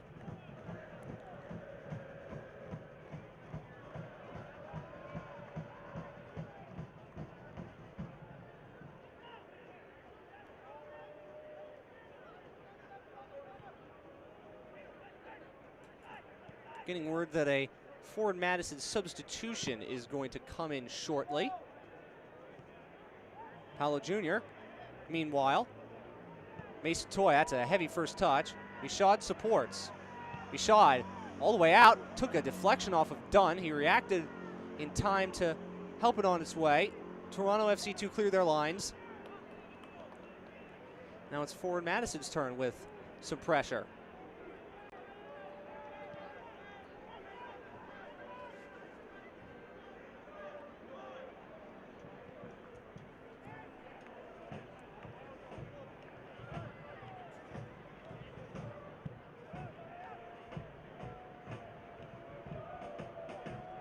Here's Michaud. Schneider down the line. Paulo Jr. by the corner flag. Running at Campbell. Paulo Jr. cross towards Smart. Can he get to this? No. Goal kick. And we are going to see a substitution now. And Michaud's going to go off. Substitution for forward Madison in the 66th minute. Leaving the game is number 8, Jeff Michaud.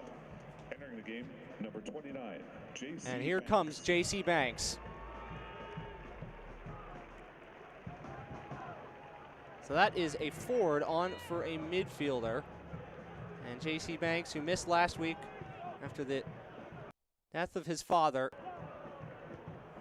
His teammates will join him at the funeral tomorrow. Now, can he score a goal in honor of his father, who did so much from inner city Milwaukee to the 1990 World Cup? Great story Daryl Shore told us when they went down for Madison to Orlando City B. Shore's brother actually played his first college game for Tulsa against Jimmy Banks when he was at Wisconsin-Milwaukee. The sport is a small one sometimes, and certainly there's so many people who've been touched by Jimmy Banks and what he was able to do for this game. And of course, in Wisconsin, he played for Bob Gansler, another Wisconsinite. Here's Nunez. There's Banks, number 29, getting his first touch. Let's give it away poorly, though, by Leonard. Here's Peruzza, trying to step beyond Ohmsberg, and that's going to be Ohmsberg who wins the throw. Good defending there from the former Dartmouth defender. He had 4 appearances last season for Tulsa Roughnecks, 7 for Minnesota United. The hope here, of course, with the partnership is that there's going to be more consistent minutes for some of these loanees. Junior coming in centrally, gets by Elvige. It's a great looking ball. Can Don Smart track this down? He can. Smart cutting back onto his right foot. There's a chance, and it's 2-1. It's Carter Manley, the fullback. Don Smart has set up both goals. Forward Madison lead 2-1.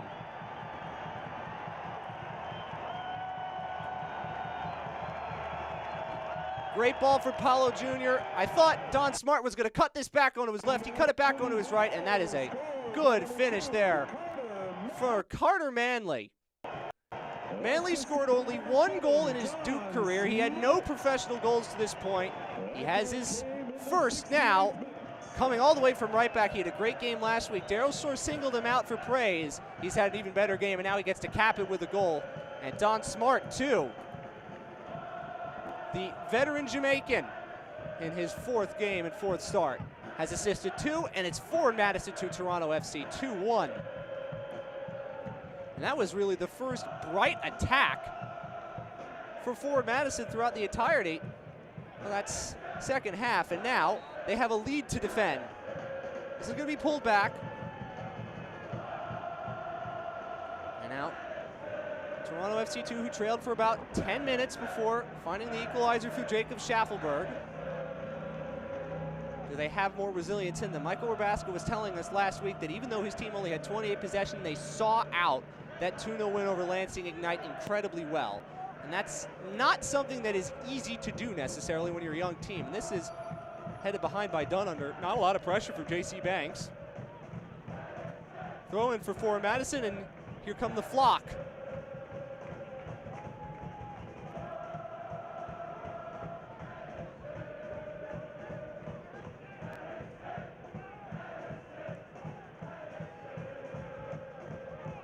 Envious atmosphere. Banks. Paulo Jr., he's offside. It's the right idea from J.C. Banks. It's good vision going forward, and we're going to have another substitution coming.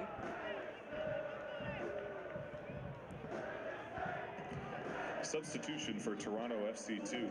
And this is going to be the end of the day for Trevor Schwartz. And in will come Tariq Mohammed from Scarborough, another young Canadian, and that'll be the first change for TFC2. This is going to be Mohammed's 13th overall appearance for TFC2. He has a couple of U20 caps. His name was on the U20 Canadian team at the CONCACAF U20 World Championships back in October. So he's the first change. Both teams have made 1 apiece. Here's Paulo Jr. has the first goal of the game, charging beyond Schaffelberg. Not going to necessarily beat it for pace.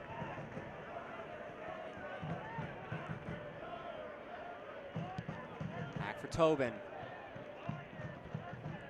Now Carter Manley has his name sung by the flock as right now the scorer of the go-ahead goal. Here he is. Good game going forward, but defensively, too, he's been very solid. Josiel Nunez. Nunez, encouraged to walk all the way into the box. Nunez still. Hello was able to sort out his feet and go back to Patterson Sewell, and he almost was closed down by Toy. It's good forward play by Mason Toy. Hasn't had a lot to work with tonight. Manley, clever ball for Smart. Takes deflection corner.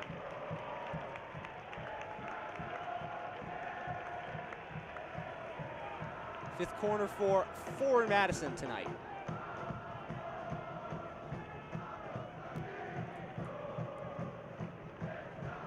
Don Smart's had a pretty good night with his right foot.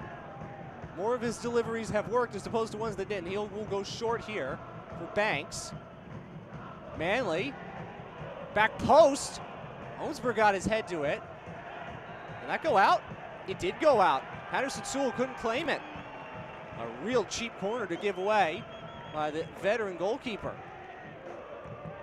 That's corner number 6 for the Flamingos.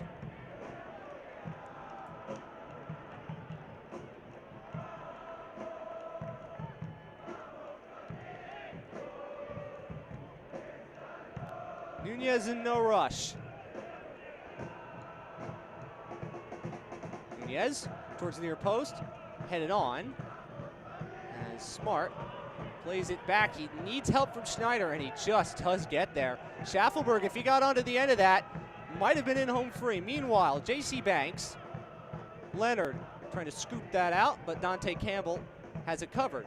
But he gives it away to Banks. TFC2 hemmed in now. Nunez turning.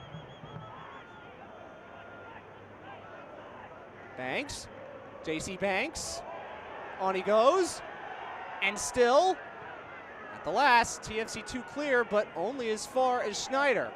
It's all coming back at them now. Paulo Jr. slips, keeps his balance. This has been by far the best attacking performance for Forward Madison, and something that Daryl Shore wanted to see, and he's seen it. They've looked a lot more confident going forward than they have done in their first 4 games. Banks trying to give this back for Nunez. Nunez keeps it in. We'll play it off of Okello.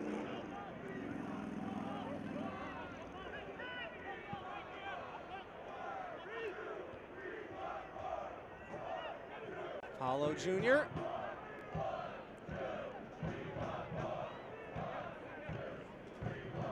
Flock's chanting, we want more.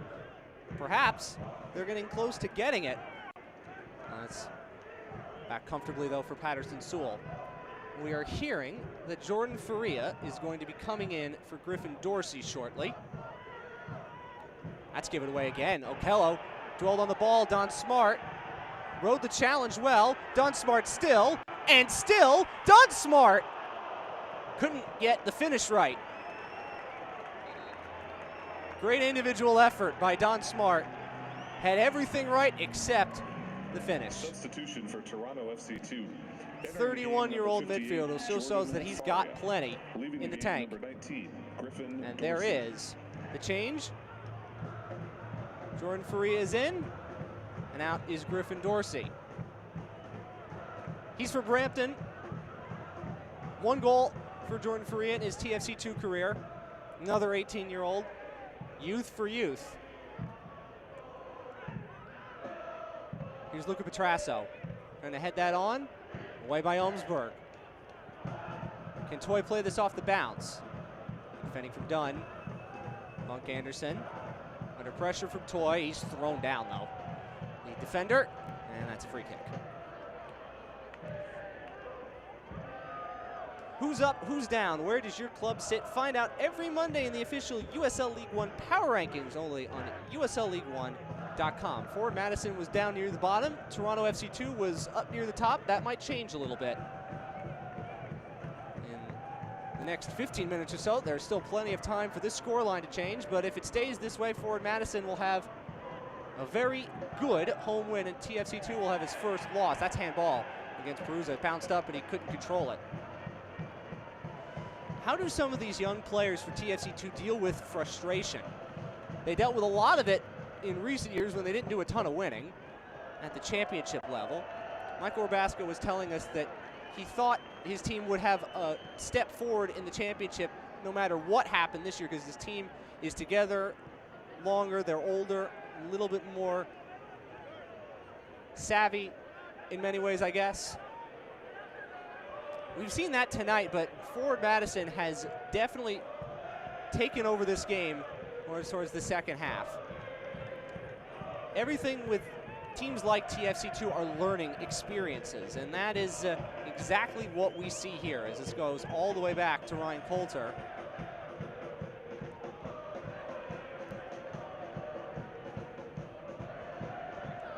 Attendance tonight, 3,806.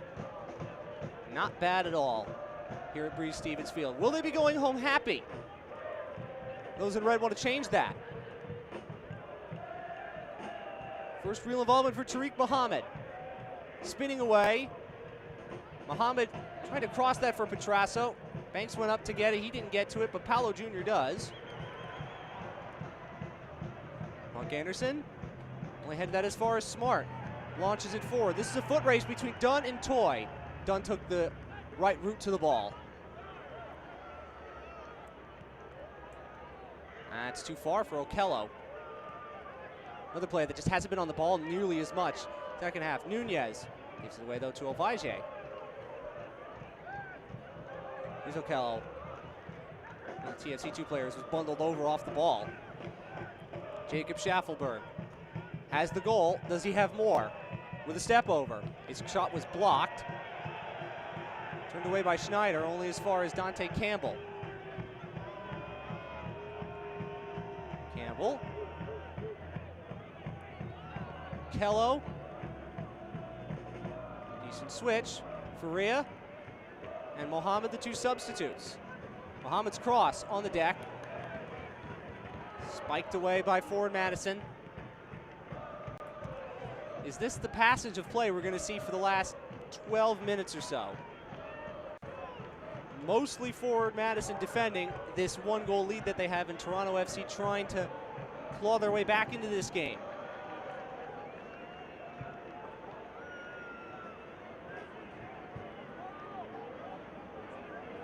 Vajay on the ball now. Kello. Perusa trying to get goal side there of Olmsberg. Mohammed. That cross takes a big deflection and caught by Ryan Coulter. And now on the deck is Schneider, and he might need to come off. Coulter's going to boot this long. He is seated in the penalty area as Coulter hits that into the stands. And he's cramping. Good sportsmanship there from Jordan Perusa to help him out. That is a problem that every soccer player has gone through once or twice. And with the temperatures in the 60s tonight, not a surprise that we're going to see some players cramping up. Schneider should be all right to continue, as Coulter, also the goalkeeping coach here, trying to help out. From around USL League One today, North Texas, they just keep on winning. They go to Greenville Triumph and they get a win, and Richmond and Lansing already played their third game of the season, 2-2. A lot of good games, and of course last night, Orlando City beat and Chattanooga Red Wolves played to a 0-0 draw. Right now your pace setters in League One are North Texas, Tormenta just behind them. Forward Madison, of course, if they're to get, when they move up to 7 points alongside TFC2. 4 teams make the playoffs. And based on the way things are going right now, it's still very early in the season, of course. In many cases, not even a sixth of the way through the 30-game marathon. But the race for playoff spots is going to be a fascinating one. And you know, Forward Madison, if they can take care of business here at home, you know, they like their chances in October in this stadium when it's a little bit cooler, when they have the flock behind them. Forward Madison FC substitution. Entering the game, number 77, Jiro Barriga Toyama. Leaving the game, number 23, Carl Jiro Barriga Toyama, making his 5th appearance. First time he hasn't started this season. Has just come in for Carl Schneider. Meanwhile, Paolo Jr. marauding into the penalty area, gets onto his right foot, can't shape up to shoot, still can't. Nunez also wanted to shape up to shoot and couldn't. Leonard back with Manley. And now Don Smart. Can he get a hat trick's worth of assists? No, but he has won his team another corner. And that is corner number 7 for forward Madison. And there is the substitution. Toyama.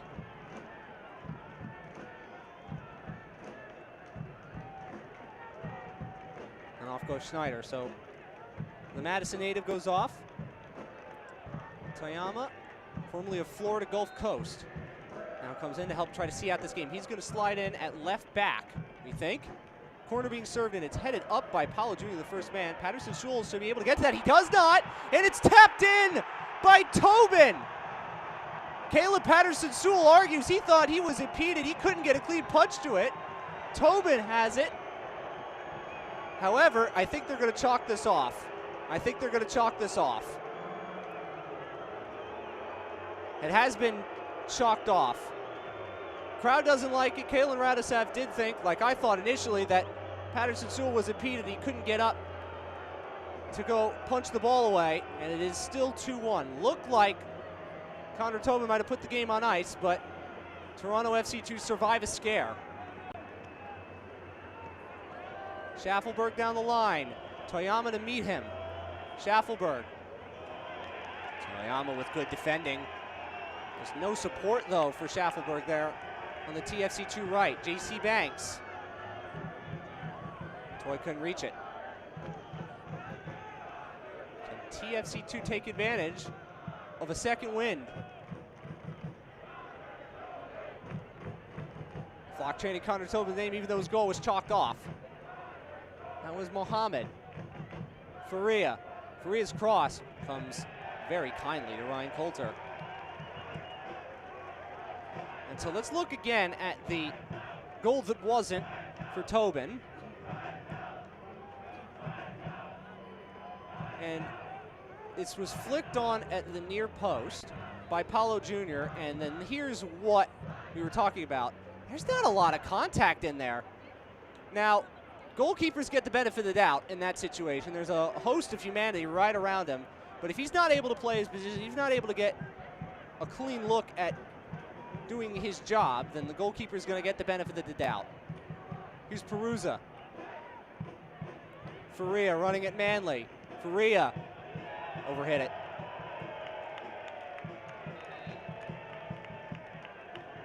We enter the 85th minute. Forward Madison in 2-1. Forward Madison substitution. Entering the game, number 14, Brian Beeman. Leaving the game, number 9, Mason. And that'll be the end of the day for Mason Toy. And in comes Brian Beeman. Number 14, his 5th appearance of the season. From Waterloo, Illinois. Formerly Puerto Rico FC and Jacksonville Armada. Another Jacksonville Armada connection. And that is all 3 substitutions for Daryl Shore. Still 1 left. Should Michael Rabaska wish to use his. This is Beeman on the pitch for the first time. Almost found Paulo Jr. undercooked his pass. And done. Just about gets it away, but only as far as Don Smart. Smart, great idea. Josiel Nunez blasts it well over the bar. Blasts it well into the apartment buildings behind this end of the field.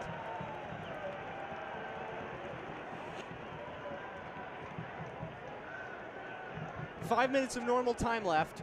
Forward Madison looking for their first win at home in club history. They have been the better team in the second half. Toronto FC2 not nearly showing that same sort of attacking spark as they did at times in the first half. Given away, Toyama gets beyond Campbell. He ran into Okello. Banks scooping that out. Can Paulo Jr. get there ahead of Campbell? No, he cannot. Campbell wins a throw.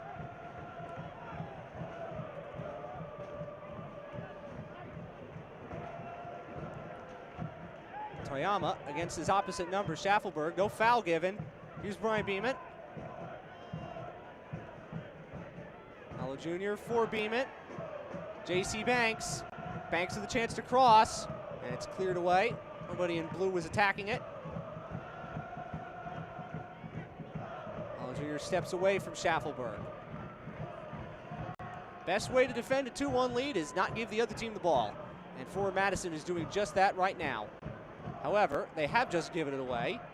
Bunk Anderson for Okello.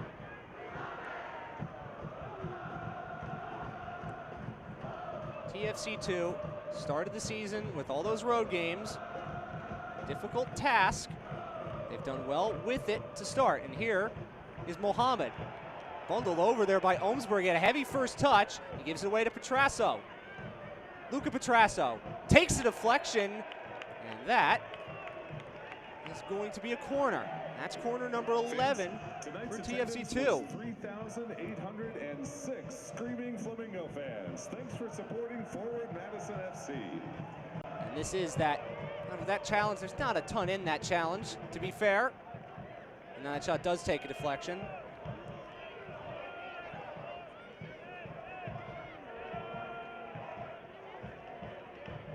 And this, Coulter missed, but did he get the touch to it? He did. That's another corner. If you actually go back to last season, Toronto FC2 are actually now unbeaten in their last 6 away from home. Last time they lost was at Bethlehem Steel last year in the championship. Corner swung out towards the penalty spot. Forward Madison head gets to their head of Bunk Anderson. Campbell, as there is less now than 3 minutes to go in normal time. Faria working on Manley. Faria crossed it off of Leonard. Diving header away for Banks. Now it's Beamit and Paulo Jr.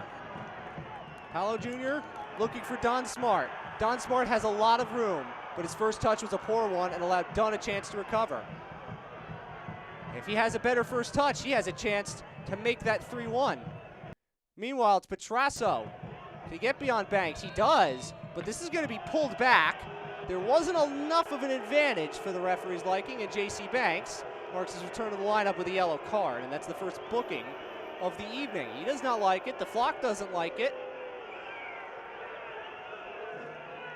A yellow card has been issued to Forward Madison FC number 29, J.C. Banks, in the 89th minute. So a set piece for TFC2 with an opportunity now perhaps to find their way back level. It looked like initially he was going to be able to play advantage, and then sufficient one did not develop. So now both he and Mohammed stand over this. Confirmation of the booking to J.C. Banks. Trasso might be ending to hit this with his right foot. Mohammed, he's going to go for goal, and Coulter is able to tip it behind. He reacted a little late and collided with the post. He makes the save, and now TFC2 have a corner, but before we do that, I'm going to check on whether Coulter's okay. He collided with the post. I didn't think Mohammed was going to go for goal here, and he hit the post as he tried to keep that from nestling in. Corner. There are no subs left for Forward Madison, so Coulter is going to have to try to tough this out. Doesn't look to be seriously hurt. Another corner for TFC2. We are entering stoppage time now. It's going to be Petrasso with his left foot. A lot of bodies to aim at. Headed up by Ohmsberg. Mohammed tried to keep the move alive. Here's Faria. He's onside. The referee has added 5 minutes of stoppage time. 5 minutes of stoppage time. And that's going to be a free kick against TFC2. Wild stab at it. And I think that was Okello who tried to keep the move alive. As Ryan Coulter now gets his name chanted by the flock right behind him. The save he made on Jordan Perusa was the best one. And that was back in the first half when this game was scoreless.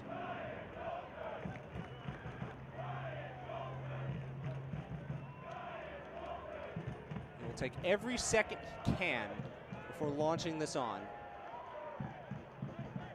This is Schaffelberg for Petrasso. Schaffelberg bursting ahead. Can Schaffelberg get to this? Yes, he can. He was impeded by Toyama. Now, this is going to be a free kick. Toyama went in for a second challenge to it. I wonder whether the Japanese player is going to be booked, and I think so. If he doesn't get booked, he's kind of lucky. He held back Schaffelberg, making a marauding run going forward. And here comes another set piece in the 2nd minute of stoppage time for TFC2. Nervy moments for forward Madison to defend. It's the same two over this dead ball. Mohammed and Petrasso both can hit this with their left foot.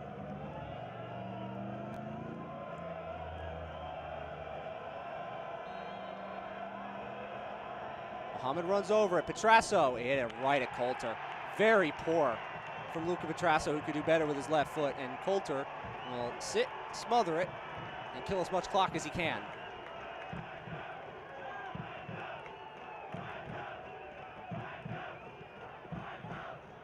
Played 2 of the 5 minutes of stoppage time. Dunn went over the top to try to win that over Beeman. Campbell only got it as far as Leonard. Smart would be smart to go to the corner flag. He gets it across anyway. Buck Anderson deals with it. Ovaje.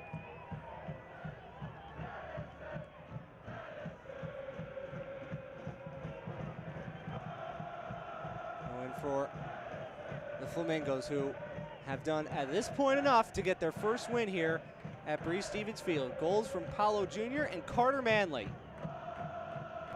have the home team ahead. Pick of Schaffelberg scoring in the middle. A brilliant goal, but looks like it's going to be going to waste. Nunez, over he goes. It's a corner.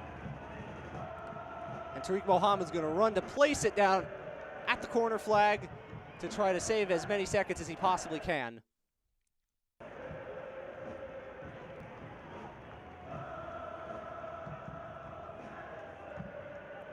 Two minutes of stoppage time left, and there is no need for Nunez to go anywhere but short. However, now J.C. Banks comes over, and they do go short. J.C. Banks by the corner flag. Keep this alive. Still they battle. And still they battle.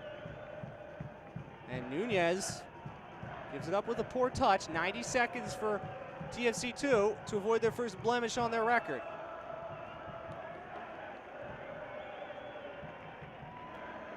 Goal kick, Caleb Patterson-Sewell.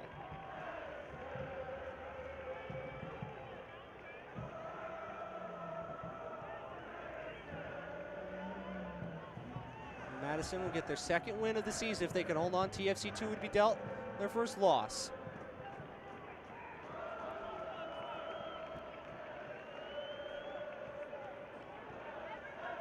Kello, only 1 minute left. Schaffelberg's found space. Schaffelberg plays it through. This is a chance for an equalizer, and it's saved off the line. Coulter got the first piece of it. His defenders helped him clear the rest. It was Ovaje who had the chance, and that might be the last chance for TFC2. Forward Madison carved open, but Ryan Coulter started the game with a great save and perhaps ends one with a great save. Already becoming a fan favorite. It's great link-up play from Schaffelberg.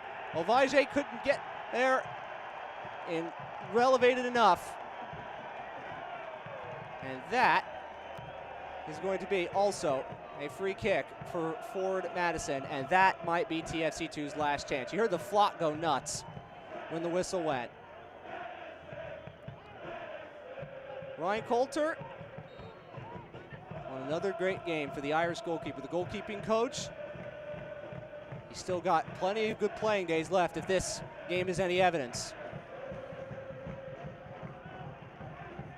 Still, the game's not over yet. Here's Nunez. Nunez goes to Paolo Jr. Paolo Jr. into the penalty area. Paolo Jr. tapped in by Don Smart, and that will be that. Don Smart gets a goal to go with his 2 assists. Paolo Jr. gets an assist to go with his goal, and that was the last kick of the game, and forward Madison can celebrate a well-earned first victory at Breese Stevens Field.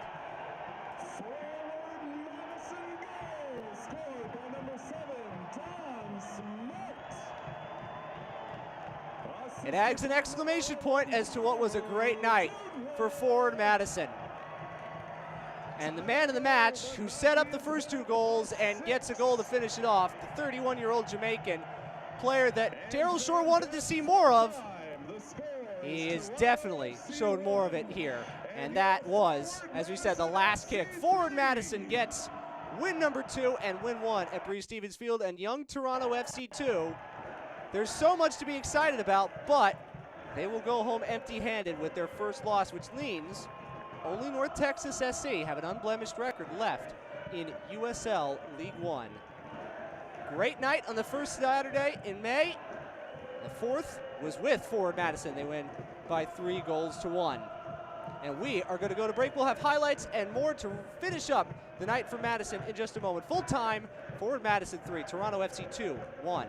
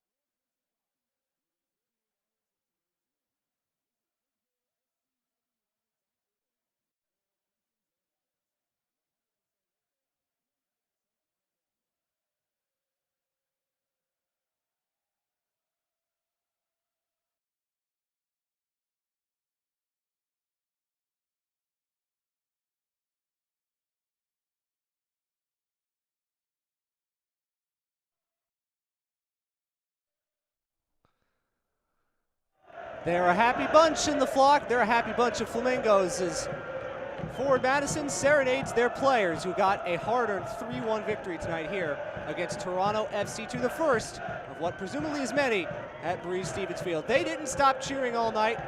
There were very few moments they didn't have much to cheer about, and this is going to be a great tradition with the handshake line down behind that goal to the right of Breese-Stevens Field. What a night, a lot of highlights to show you from a game that had 4 goals, a lot of good attacking play.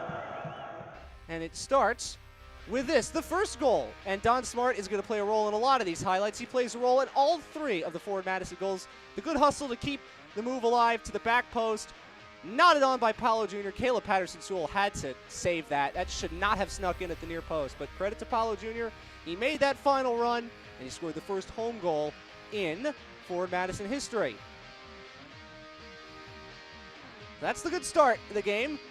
And now, while there might not be a lot for TFC2 to celebrate, they can celebrate this individual effort from Jacob Schaffelberg. That is a wonderful individual goal from the young man from Nova Scotia who just danced his way through multiple Forward Madison defenders. It's that little setup there from Julian Dunn, and then watch poor Carl Schneider and Eric Leonard put through a spin cycle. Great set of touches. Schaffelberg is going to be turning 20 this November. Veteran experience with this goal.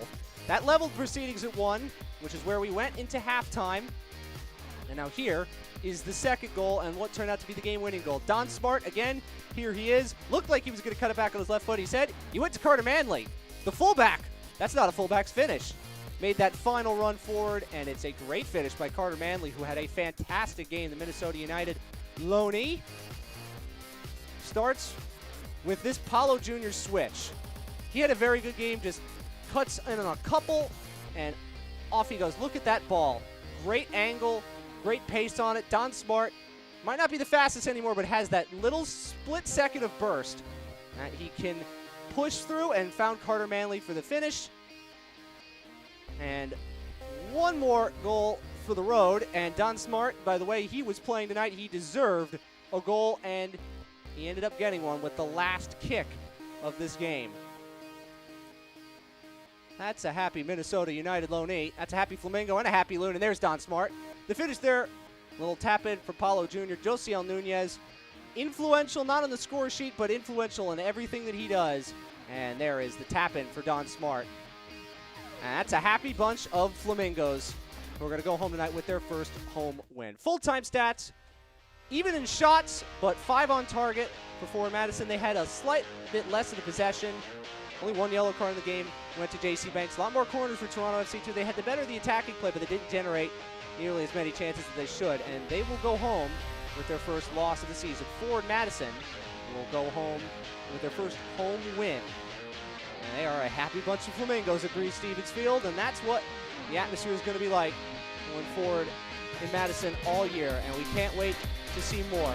There will be better days for the young TFC2 boys for Forward Madison, one of the best days of their young season. So that is all from Madison. That is all from me. I am Matthew Aaron. It has been a pleasure to bring you this. Again, remember, all USL League One games are on ESPN+. The US Open Cup begins play Tuesday night, so Forward Madison, can they continue the momentum in the Cup? We will see that. There'll be a lot of cheering into the night from the flock, and they will not stop cheering for quite a long time. I'm Matthew Aaron. Thank you so much for being with us, and we will see you again for more USL League One on ESPN+.